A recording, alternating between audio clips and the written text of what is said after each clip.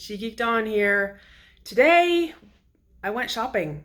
I mean, it wasn't, I didn't have anything scheduled. I took care of everything big and important that was on my schedule for this trip. So it was a chill day, and I went to Scarborough Town Centre. So here's a little glimpse of the town center. It's a big shopping mall, and unlike a lot of them in the States, it's actually still, relatively speaking, vibrant, busy at times, keeps remodeling things, keeps adding new stores, etc. And there was a lot of new stores this time. I mean, I was there briefly a year ago. Was I? I wasn't even there a year ago. It's been a couple years. Last year was Pickering Town Centre. I have a video on that. You can check the history. But yeah, so it has been a while. A lot of shops have changed, so it was interesting to see. Anyway, so here you go. So today at Scarborough Town Centre, it's not the busiest place because, you know, it's a mall. I'm here when they first opened too, so it's obviously not going to be busy anyway. This part has changed greatly. There never used to be a food court downstairs here. So that's kind of crazy. And oops, of course there's a McDonald's and everything. It's always a McDonald's. There are so many new shops, and like everything has like a new arrangement and everything around here. Crazy. But of course I have to be in the Hudson Bay Company looking at all the Canada stuff. And how cool is this? They have puffy jackets and hoodies for dogs now. I'm trying to resist. It's not easy, but yeah.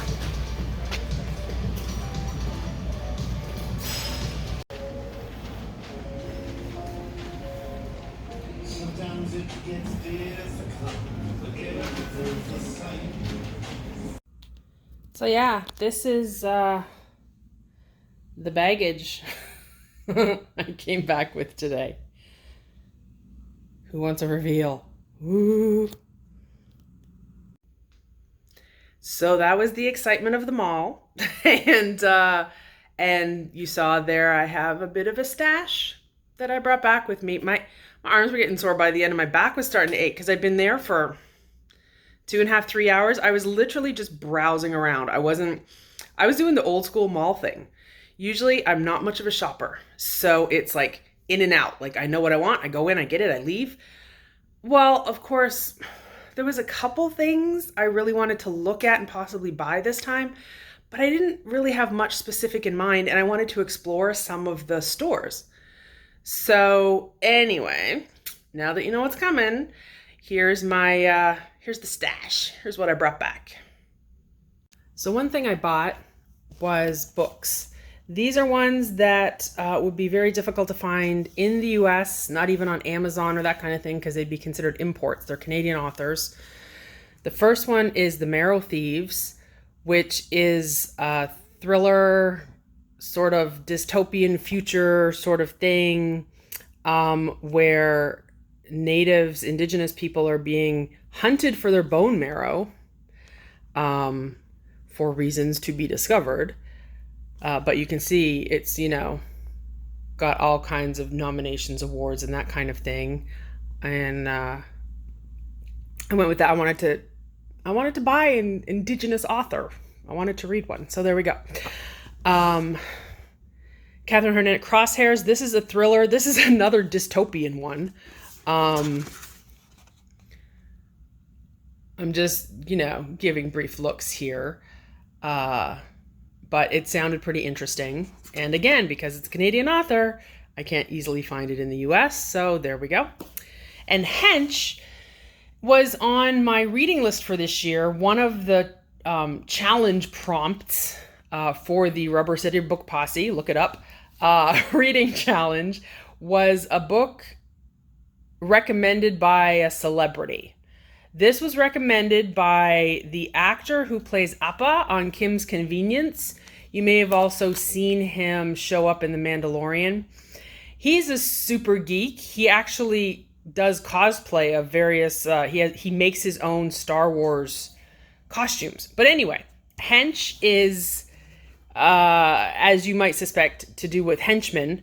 It's a woman who works kind of the administrative side of things and has a bad encounter with a supposed superhero, ultimately ends up unemployed, but then goes working for essentially the worst villain in the world. And she knows how to, shall we say, weaponize data. So it sounded kind of fascinating, and I knew I'd only be able to get it here, so there we go.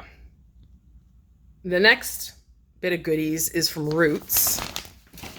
Now, in Canada, they've been around since 1973, which I always remember, that's my birth year.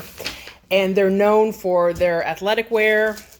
I got a couple of face masks. Everywhere you go now, the good thing is face masks are on sale most places. Like Roots has all of their face masks for 60% off. So it's reversible with the flannel and the Canadian emblems.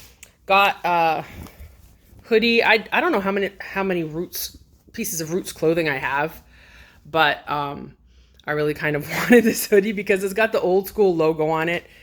I grew up with Roots, wearing the t-shirt, that kind of thing. That was a big deal growing up, and now they're really well known for this. They actually work in conjunction with other brands for doing like they sometimes do Olympic gear, all kinds of stuff like that. But the other thing that Roots is known for is leather goods.